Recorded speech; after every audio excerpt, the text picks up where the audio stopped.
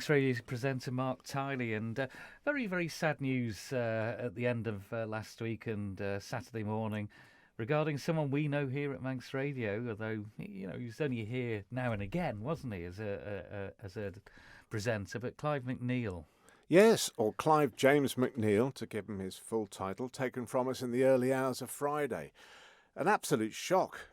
Huge biker, great fan of the bikes, and obviously had some form of accident in the early hours of Friday, and is no longer with us. But he, his whole family connection with the island is fascinating, because it was his mum that was doing the German translation on the TT many years ago with Peter Neal and the crew before we got involved, Yep. Tim, in the TT.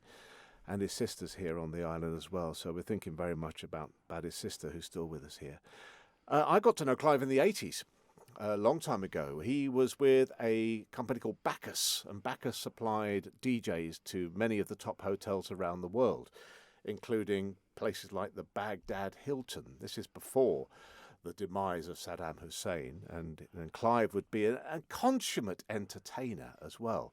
His road shows were eye-catching because he used to do impressions.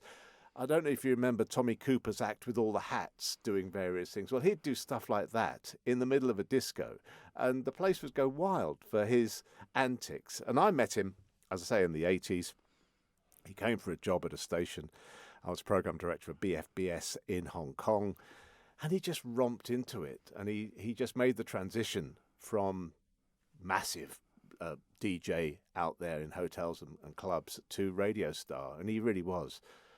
He was huge back in those days, and then moved on to sports commentary. Just going to say, a lot of people these days will associate him with his sports commentaries, particularly the World Endurance Championship. Yep, and there was a whole series of V8s. There was a whole channel of V8 racing as well, with cars, which he got into as well. So he did bikes and cars. I first remember him going down to Macau when we were in Hong Kong, and I used to pop down to Macau sometimes and catch up with him there.